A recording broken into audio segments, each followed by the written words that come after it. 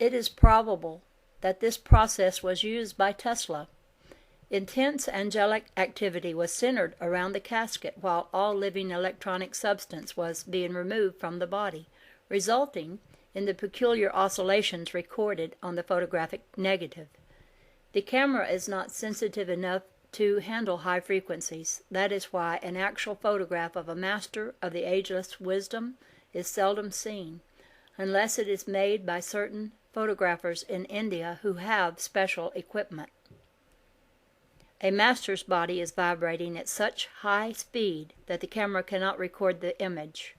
That is also why space people are seldom photographed. The camera will catch them only if they have lowered their vibrations to an Earth level. Author Matthews learned last year that the Russians were manufacturing the Tesla Spear, the powerless aircraft, which Tesla designed late in 1917, and which the United States government rejected at that time. It is probable that the craft which Van Tassel saw in the cavern represented a belated and recent attempt to utilize the old design for the American military machine. Whether or not the attempt was successful is not known, and, of course, it is no longer of interest. Russia is already producing the ship, and even now it is already completely outmoded by the new craft designed by Otis T. Carr. It becomes more and more clear as we follow events in recent months that it is Ascended Master Saint Germain who is riding in the saddle these days. Steadily, inexorably, the forces of light are moving forward, transmuting all darkness as they advance. Always the message is the same: abolish sickness and death on the planet Earth. Use the violet flame to transmute your destructive human creations. Set your 4 lower worlds in order. Prepare to make your own ascension, but meanwhile prepare all humanity for the same eternal glory of evolutionary progress through God's many mansions. Fantastic new mechanisms are now being brought forth by many inventors, unheard of until now. Some of these inventors are completely lacking in scientific or even technological training in the outer world, proving that they are actually outpicturing that which they understand and develop on the inner planes. This does not mean that they are necessarily considered spiritually advanced in the outer world, or that they are working in higher realms while in their physical bodies in a waking state. In full waking consciousness, many of these inventors and discoverers of methods of applying universal principles are working in the 4th ether, just as Tesla worked. The 4th, 3rd, 2nd, and 1st ethers are part of the plane. They are merely finer grades of what we can visualize as gaseous substance. However, even though inventors like Arthur H. Matthews, Otis T. Carr, Nikola Tesla, and many others are able to work in the 4th ether, the full understanding of the free energy concept as visualized by these men involves the utilization of power drawn forth from the highest galactic realms, even the cosmic light from the great central sun of Alpha and Omega. It matters little about the outer garb or physical body worn by these men. An understanding of the great power sources from which they draw forth energy can be obtained only by removing the attention from the outer of human forms and focusing it steadily upon the light which illumines their efforts. A disciple is an individual who has voluntarily surrendered his human control of his human free will, and who has asked that he be guided at all times to merge his creative efforts with the unfoldment of the divine plan. Inasmuch as the average person is not aware that there is a divine plan, and knows absolutely nothing about surrendering self-will, the tendency is to emphasize the human side of an inventor and forget the magnificent ability that makes a creative genius who serves the light at one with the cosmos. Today, the average person who knows something of the work of Tesla, Matthew, and Carr is impatient that this work is not brought into actual manifestation right now.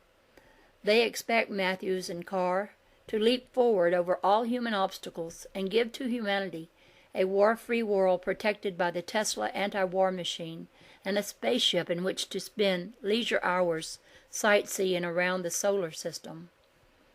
A disciple cannot do such things, for a disciple is serving the light. A disciple is such because he conforms to real discipline. Real discipline does not mean that he must rise with the sun in the morning, sit cross-legged on the floor, eat raw carrots, or commune with invisibles. A disciple refrains from all tyranny, however gentle, which would thwart innate progress. A disciple holds in check the urge to exhibit human qualities, and instead gives the inner or real self an opportunity for expression. Matthews cannot give the Tesla anti-war machine to a public which still nourishes the viper of hostility within its own heart. The public, or at least a majority of people within one nation, must use the violet fire to transmute their own discord.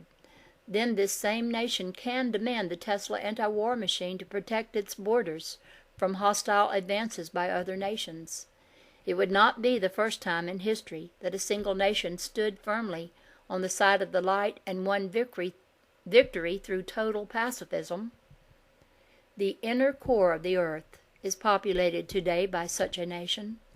These people originally lived on the surface of the planet, and they served the light at all times, completely surrendering their human free will to the divine plan.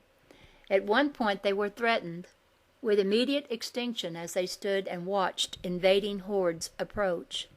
Suddenly the earth opened and they were gently lowered into a magnificent region at the globe's center, the kingdom presided over by Lord Pilur. There they live today, still serving the light, and helping to maintain the balance of the planet while its surface is torn asunder by plunderers and wastrels, descendants of the hostile hordes they once faced. The interior of the earth provides living conditions so magnificent in every phase that the mind of surface man cannot conceive of such wonders. The air is pure and vital at all times, with a soft white light illuminating the whole scene. The climate is perfect.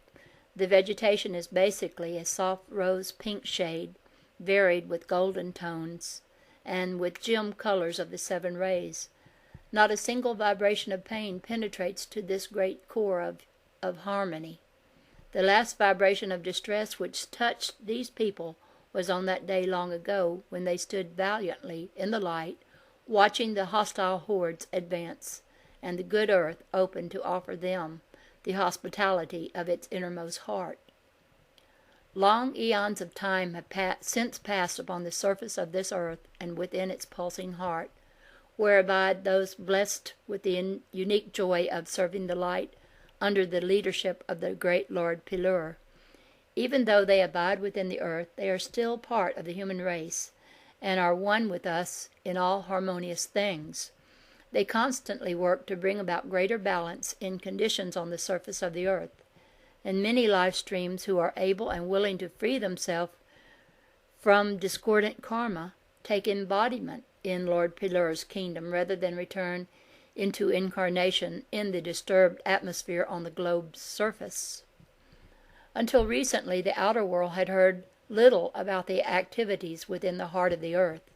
However, when Tesla was brought here from Venus, it was decided to reestablish communication and acquaintanceship with these lovely people who have labored ceaselessly to restore harmony on the surface of the planet.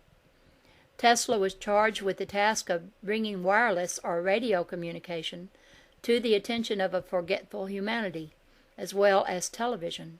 He then confided to Arthur H. Matthews precise instructions for the building of the interplanetary communication set. Beyond that point, it was not necessary or even prudent for Tesla to reveal the ultimate plans for communication. There was a reason for this, and it is explained by a well-known statement that is a truism in esoteric teaching. Take a single step toward the light, and the light will advance 2 steps toward you. Tesla came into embodiment to take a single giant step on behalf of humanity,